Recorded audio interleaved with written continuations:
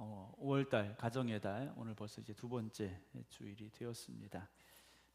가정의 달 그러면 가정에 대해서 어쨌든 한 번 더 생각을 해보고 또 관심을 가지고 신경을 쓰게 되어지는 것 같습니다. 그래서 우리는 우리의 가정이 다 행복한 가정, 또 사랑이 있는 가정, 또 좋은 가정이 되기를 원하죠. 그게 우리가 바라는 가정의 모습이지 않습니까? 그러나 오늘 성경 말씀은 그보다 더 중요한 질문을 우리에게 하고 있습니다. 너희 집은 누구를 섬기고 있느냐? 라는 질문입니다. 같은 자리에 있다고 그래서 똑같은 걸 바라보는 게 아니죠. 오늘 우리가 예배당에 같이 앉아 있습니다. 그러나 지금 여러분들이 저를 보고 있는 것 같지만 제 뒤에 화면을 보고 계신 분도 계시고, 벽돌이 잘 줄이 맞는지 보고 계신 분도 계실 수 있고요. 뭐 생각도 다 다르지 않습니까? 점심 메뉴가 뭘까? 오늘은 떡이 있을까 없을까? 오늘도 떡을 헌신해 주신 분이 계십니다. 걱정하지 마시고 떡 드시면 되는데요. 뭐 생각도 다 다르지 않습니까? 그러니까 우리가 한 집에 살아도 보는 게 다르고 생각이 달라요. 그러다 보니 마음이 하나가 되지 못할 때도 있고요. 때로는 신앙이 하나가 되지 못할 때도 있습니다. 그래서 같은 곳을 바라본다라는 게 참 좋은 것 같습니다. 처음 이제 사귀게 될 때는, 남자와 여자가 사귀게 될 때는 마주 보는 걸 좋아하죠. 그리고 마주 봐야 됩니다. 그러나 결혼하고는 이제 어떻게 됩니까? 한 곳을 바라보고 가야 됩니다. 자꾸 상대방만 쳐다보니까 그 사람의 단점이 보이고 마음에 안 드는 게 생기고, 그러시지 않은 것 같아요. 말 잘못했습니다. 저 오늘 큰일 났어요. 한 곳을 바라볼 수 있어야 됩니다. 오늘 여호수아는 이스라엘 백성들에게 마지막 여호수아서의 말씀을 기록하고 있어요. 여호수아서의 결론입니다. 너희가 섬길 자를 오늘 택하라 그랬어요. 자기는 어떻게 하겠다고 합니까? 오직 나와 내 집은 여호와를 섬기겠다라고 고백하고 있습니다. 시기적으로 보면 지금부터 3200년 전, 3400년 전쯤에 기록된 내용입니다. 상당히 오래 전이죠. 그러나 시간이 흘렀지만 그때나 지금이나 우리는 이 질문 앞에 분명히 고백하고 대답할 수 있어야 됩니다. 오늘 우리 집은 하나님을 섬기고 있는가? 온전히 하나님을 믿고 있는가라는 거죠. 아니면 다른 것을 더 의지하고 있는 건 아닙니까? 여호수아 24장은 여호수아의 마지막 외침입니다. 여호수아는 모세의 뒤를 이어서 이스라엘 백성들을 이끌어왔던 지도자죠. 모세가 건너지 못했던 요단강을 이스라엘 백성들과 함께 건넜던 사람입니다. 그래서 가나안 땅에 들어왔고 수많은 전쟁을 치렀고 하나님이 약속하신 그 땅을 각 지파에게 분배를 하게 되죠. 이스라엘 백성들은 이제 방랑자가 아닙니다. 땅도 생겼고 집도 생겼고 삶의 터전이 생긴 겁니다. 얼마나 기뻤겠습니까? 안정이 됐겠죠. 집이 없는 사람이 집이 생겼다. 얼마나 기뻐할 일입니까? 그런데 그때 여호수아는 이스라엘 백성들을 세겜이라는 곳으로 다 불러 모았습니다. 세겜은 어떤 곳인가? 아브라함이 가나안 땅에 들어와서 제단을 쌓았던 곳입니다. 야곱이 집안에 있었던 이방 신상들을 다 묻어버렸던 땅이 그곳입니다. 세겜은 하나님의 부르심과 언약이 있는 자리였고 회복이 있어야 되는 자리입니다. 여호수아 24장 1절부터 쭉 보게 되면 반복돼요. 하나님께서 아브라함을 부르셨고 하나님이 이삭을 주셨고 하나님이 야곱을 세우셨고 하나님이 이스라엘을 애굽에서 건져내셨고 하나님이 홍해를 건너게 하셨고 하나님께서 광야에서 보호하셨고 하나님께서 가나안 땅을 주셨다라는 내용들이 쭉 기록이 되어집니다. 이 말의 결론이 뭡니까? 우리 힘으로 여기까지 온 게 아니다라는 거죠. 하나님의 은혜로 왔다라는 겁니다. 그래서 오늘 14절 보게 되면 그러므로 그래요. 은혜로 여기까지 왔으니 그러므로 이제는 여호와를 경외하며 온전함과 진실함으로 그를 섬겨라. 이 말을 할 수밖에 없는 이유가 뭡니까? 그렇지 않기 때문이라는 거예요. 은혜를 잃어버리는 겁니다. 여러분, 은혜를 잊으면 신앙은 의무가 됩니다. 신앙은요, 은혜 없이는 의무가 될 수밖에 없어요. 오늘 여러분들은 기쁨과 감사함으로 이 자리에 나오셨습니까? 아니면 의무로 나오셨습니까? 저는 항상 우리 오산나 찬양대 또 빛과 소금 찬양팀이 의무가 아니라 은혜로 고백하는 찬양이 되기를 늘 기도하고 있습니다. 우리 성도들이 드리는 이 예배가 어쩔 수 없이 주일날 교회 안 가면 전화 올까 봐 나오는 예배가 아니라 기쁨과 감사로 드리는 예배가 되기를 기도하고 있습니다. 그래서 은혜를 기억하는 사람의 삶은요, 감사함이 있을 수밖에 없죠. 이스라엘 백성들이 가나안 땅에 들어왔죠. 말씀드린 대로 땅도 생겼고 집도 생겼어요. 먹고 살 터전이 생긴 겁니다. 광야의 불안정한 내일을 알 수 없는 상황이 끝나고 안정된 삶이 시작이 된 거예요. 그런데 그 안정이, 그 평안함이 더 큰 위험을 초래할 수 있다는 거죠. 광야에서는 하나님을 의지하지 않고는 살 수가 없었어요. 하나님이 그 다음날 아침 만나를 주시지 않으면 그 사람들은 하루 종일 먹을 게 없는 상황이지 않습니까? 그러니까 잘 때 어떻게 해야 되겠습니까? 기도해야 되겠죠. 하나님, 내일도 만나를 주세요. 기도해야 되겠죠. 하나님, 이제 물이 떨어져 갑니다. 우리가 가지고 있는 이 주머니, 물주머니에 물이 떨어져 갑니다. 하나님, 물을 주세요. 기도할 수밖에 없는 상황인 거예요. 하나님, 구름 기둥으로 불 기둥으로 끝까지 우리를 인도해 주세요. 기도해야만 하는 자리였습니다. 그런데 이제는 상황이 달라졌죠. 집도 있고 땅도 있고 포도원도 생겼고 밭도 생겼고, 그러다 보니 이제는 그렇게 기도하지 않아도 살 수 있는 여건이 된 겁니다. 여건이 좋아졌다고, 상황이 바뀌었다고 기도하지 않아야 됩니까? 기도를 멈춰야 됩니까? 여러분, 근데 이것이요, 이스라엘 백성들만의 이야기가 아니라는 거죠. 우리도요, 힘들 때는 다 기도합니다. 어려울 때는요, 다 기도해요. 갑작스럽게 병이 올 때 기도 안 하는 사람이 누가 있습니까? 어려운 일을 만났을 때 하나님 찾지 않는 사람이 누가 있습니까? 가족들에게 문제가 생겼을 때, 자녀들에게 아픔이 왔을 때 기도하지 않는 부모가 누가 있습니까? 그런데 문제가 조금 해결돼요. 생활이 안정이 됩니다. 먹고 사는 일이 어느 정도 자리를 잡아요. 그러면 마음이 느슨해지기 쉽습니다. 예배가 뒤로, 그 순서가 밀려나요. 기도의 시간이 줄어듭니다. 감사보다는 불평이 많아져요. 하나님께서 허락하신 은혜는 당연한 것처럼 여겨지기 시작한다라는 거죠. 여러분, 여기까지 온 것 하나님의 은혜의 손길이었고 하나님의 함께 하심이었음을 잊어서는 안 된다라는 거죠. 믿음의 가정은 그 은혜의 기억 위에 세워져야 됩니다. 부모가 자녀들에게 물려줘야 될 유산은 재산만이 아니라는 거죠. 하나님께서 우리 집을 어떻게 도우셨는지, 하나님께서 우리에게 어떻게 역사하셨는지를 전해주고 물려줄 수 있어야 됩니다.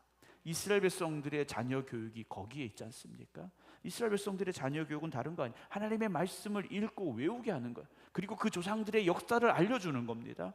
우리가 이렇게 여기까지 온 것 하나님의 은혜라는 것을요, 자녀들에게 어찌 보면 세뇌를 시킨다라는 거예요. 우리는 어떻습니까?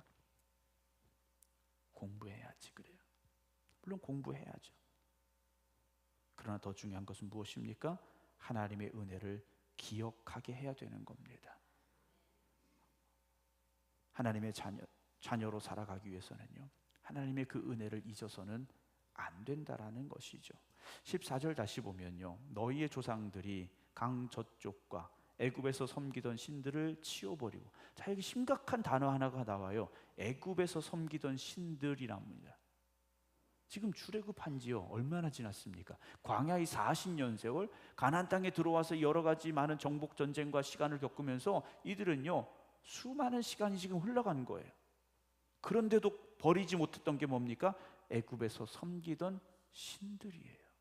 그들의 아버지, 그들의 할아버지가 가지고 나온 신들을 아직도 포기하지 못했던 겁니다. 그들은 왜 가지고 나왔습니까? 애굽에 살 때 그 신들을 섬기는 애굽 사람들을 보면서, 아, 이게 우리에게 도움이 되는구나.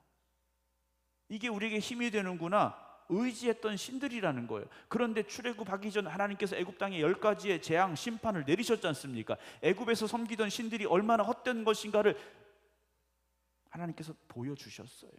그런데도 그들은 그것을 포기하지 못했다라는 거죠. 거기에다가 출애굽한 이후에 만난 이방인들이 섬기던 신들까지 이제는 가지고 있었더라는 거예요. 여러분, 하나님을 섬긴다라는 것은요, 하나님 아닌 다른 것들을 내려놓아야 된다라는 거예요. 그럼 이스라엘 백성들이 하나님이 어떤 분인지 모릅니까? 이들이 출애굽을 알지 못합니까? 광야의 삶을 모릅니까? 다 알고 있었어요. 근데 문제는 하나님도 섬기고 다른 신들도 섬기면 더 좋지 않을까라는 생각이라는 거죠.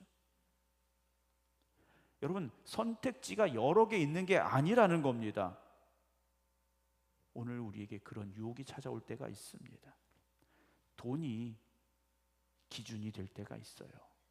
물론 돈이 필요하죠. 가정이 살아가기 위해서 물질 중요합니다. 그런데 돈이 결정의 기준이 되기 시작하면 예배도, 양심도, 관계도 돈 앞에서 흔들리게 되는 거죠. 자녀들이 성공하는 것 중요합니다. 그러나 그 성공만이 기준이 된다면 우리가 지켜야 될 신앙의 기준들은 뒷전으로 밀려날 수밖에 없다라는 거죠. 사랑하는 성도 여러분, 혹시 오늘 우리가 예배보다 더 중요한 것이 있습니까? 기도보다 더 중요한 것이 있습니까? 하나님의 말씀보다 더 중요한 것이 있습니까? 여러분, 오늘 이 말씀에 귀를 기울이시기 바랍니다. 목회데이터 연구소라는 곳에서요, 이번에 한국교회 현실을 보여주는 아주 중요한 자료를 하나 이렇게 만들었어요. 그 조사에 보게 되면 성도 5명 중에 1명, 그럼 20%죠. 이 20%가 최근 3년 이내에 무속을 이용한 경험이 있었다라는 거예요. 성도들 10명 중에 2명이 최근 3년 이내에 무속을 이용한 경험이 있대. 요즘은 무속을 접하기가 더 쉽습니다. 예전에는 깃발 달린 집에 꼭 찾아갔어야 돼요. 생극에 오니까 동네마다 깃발 달린 집이 있어요. 저희 아파트에서 딱 보이는 집이 하나 있는데, 저는 그 깃발이 내려지기를 지금도 기도하고 있는데 여전히 흔들리고 있어서. 그랬는데 요즘 어떻습니까? 핸드폰에 다 들어와 있어요. 전화로 됩니다. 너무 쉽게 접하게 돼 있어요. 또 성도 4명 중에 1명이 24%인데 몸에 부적을 지니고 다녀도 괜찮다고 생각을 했대요. 저는 이 조사를 보면서 이 생극은 아니겠구나. 서울에서 했겠구나. 그렇게 생각하고 싶었습니다. 또 성도들의 절반이 점이나 운세, 이사나 결혼 날짜를 정하는 일에도 이 무속을 이용하는 게 가능하다라는 답을 했다고 해요. 왜 그럴까요? 두려움이 있는 거죠. 내일에 대한, 미래에 대한 걱정이 있는 겁니다. 그래서 뭔가 더 좋은 길을 갈 수 있다면, 더 좋은 선택이 될 수 있다면 그걸 의지하고 싶은 마음이 그들에게 있었다라는 거죠. 그러니까 오늘 출애굽기 여호수아 24장에 나오는 이스라엘 백성들의 모습이나 3000년 지난 우리의 모습이나 크게 다르지 않다라는 거예요. 뭔가 나에게 보장이 되어지고 나에게 힘이 되어지고 내가 의지할 만하다면 그걸 붙잡고 싶은 게 우리의 마음이라는 거죠. 사랑하는 성도 여러분, 하나님을 섬긴다고 말하면서도 하나님보다 더 중요하게 생각하고 있는 것들이 있다면 그걸 내어버려야 됩니다. 그렇지 않으면 우리의 신앙은요, 힘을 잃을 수밖에 없어요. 오직 믿음으로 살겠습니다라고 결단해야만 되는데 그것 아닌 다른 것도 중요하다고 생각하기 시작하니까 우리의 믿음이 힘을 잃어가고 있다라는 거죠. 자녀들에게 공부 열심히 해, 분명히 해야 되는 말이에요. 공부 열심히 해라, 할 수 있죠. 그러나 그것보다 더 중요한 게 뭡니까? 예배드려야지. 예배드려야지. 우리가 그런 말을 해야 되는데 그런 말 하는 게 부담스러워지는 시대에 우리가 살고 있다라는 거예요. 불안할 때 오늘의 운세를 보는 게 아니라 하나님의 말씀을 펴서 읽을 수 있는 여러분들이 되시기 바랍니다. 내일에 대한 걱정이 있을 때 내일에 대해서 이렇다 저렇다 쪽집게로 찍어주는 사람의 말을 듣지 마시고 하나님 앞에 기도하는 여러분, 기도하는 가정이 되어지시기 바랍니다. 예수님도요, 광야에서 시험을 받으셨어요. 엎드려 절하면 세상의 영광을, 권세를 주겠다는 유혹을 받았습니다. 그러나 주님께서는요, 주 너희 하나님께만 경배하고 다만 그를 섬겨라 물리치셨지 않습니까? 사랑하는 성도 여러분, 세상에서 성공하시고 돈도 많이 버세요. 그러나 그것이 전부는 아니라는 것을 잊지 마시기 바랍니다. 그것을 우리의 자녀들에게 가르쳐 줄 수 있어야 됩니다. 15절입니다. 만일 여호와를 섬기는 것이 너희에게 좋지 않게 보이거든. 그래요? 너희 주상들이 강저 쪽에 섬기던 신들이든지 또는 너희가 거주하는 땅에 있는 아모리 족속의 신들이든지 너희가 섬길 자를 오늘 택하라 그래요. 그래, 결정해. 하나님 아니야? 그럼 그쪽으로 가라는 거예요. 그런데 언제요? 오늘이라고 말합니다. 더 생각해 보라는 게 아니에요. 오늘 결정해라 라고 말하는 거죠. 여러분, 신앙의 결단은 지금입니다. 신앙의 결단은 지금이야. 목사님, 제가 좀 생각 좀 해보고요. 여러분, 이 생각 좀 해보겠다라는 이야기가 뭘까요? 말씀이 맞기는 맞는데 내가 생각하는 게 따로 있어요, 이거지 않습니까? 신앙의 결단은요, 내일 할 수 있는 게 아닙니다. 오늘, 지금 해야 되는 거예요. 많은 분들이 그렇습니다. 목사님, 제가 요즘은 좀 바빠서, 요즘은 조금 힘들어서, 좀 시간이 생기면, 여유가 생기면, 상황이 좋아지면 그때 제가 열심히 하겠습니다. 여러분, 돌아보세요. 우리 믿음의 선배들이, 그리고 여러분들이 힘들었을 때 믿음의 열심이 더 있지 않았습니까? 그때도 기도하지 않았습니까? 아이들이 더 크면 제가 좀 더 열심히 하겠습니다. 그렇죠? 아이들이 어릴 때는 조금 힘들 수 있어요. 그런데 그 편안함에 익숙해지기 시작하는 겁니다. 그 여유로움에 적응하기 시작하는 거예요. 그래서 나중에 어떻게 됩니까? 예배만 드리는 사람이 돼요. 근데 예배만 드리는데 코로나가 우리를 어떻게 만들었습니까? 온라인이라는 아주 편안한 자리로 우리를 이끌어 간다라는 거죠. 사랑하는 성도 여러분, 저희 교회 새벽기도 열심히 하고 있습니다. 새벽기도 정말 열심히 하고 계세요. 그런데 여러분, 가능하면 나와서 기도하시기 바랍니다. 집에서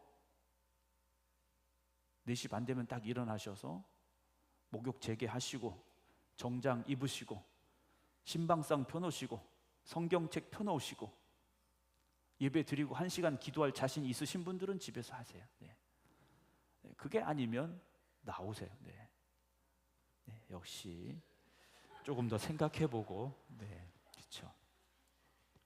믿음은 우리가 결단을 미루는 순간 어떻게 됩니까? 뒤로 물러나기 시작합니다. 여러분, 믿음이라는 걸 가만히 놔둔다고 그래서요, 얘가 막 이자가 생기고 복리로 막 불어나는 게 아니에요. 믿음은 가만히 두는 순간 식어져 가기 시작합니다. 오늘 여러분 결단하셔야 됩니다. 오직 나와 내 집은 여호와를 섬기겠노라. 부모는 자녀의 믿음을 대신할 수 없습니다. 그러나 자녀에게 믿음의 길을 보여줄 수는 있습니다. 남편이 아내의 믿음을 강제로 만들 수도 없고 아내가 남편의 믿음을 억지로 만들어낼 수도 없어요. 그러나 믿음의 길을 보여줄 수는 있습니다. 복음의 향기를 전할 수는 있습니다. 여러분들의 기도가, 여러분들의 그 믿음의 아름다운 모습들이 가정을 변화시키고 자녀를 변화시키고 아내를, 남편을 변화시킬 줄로 믿으시기 바랍니다. 사랑하는 성도 여러분, 오직 나와 내 집은 여호와를 섬기겠다라는 이 여호수아의 고백이 오늘 함께 드리는 저와 여러분들의 고백이 되기를 주님의 이름으로 축원합니다. 세상은 오늘도 우리를 세상으로 이끌어 가려고 합니다. 세상의 편안함에 익숙하도록 만들어 갑니다. 그러나 오늘 우리가 이 자리에 있는 이상 이 자리를 지켜가시기 바랍니다. 내가 먼저 믿음으로 바로 서게 하시고 나로 인하여 우리의 가정이 하나님 앞에 바로 서게 하시고 우리의 자녀들이 믿음의 길을 걸어가기를 원합니다. 기도하시고 그렇게 하나님 앞에 나아갈 수 있는 우리 모두가 되기를 주님의 이름으로 축원합니다. 기도하겠습니다.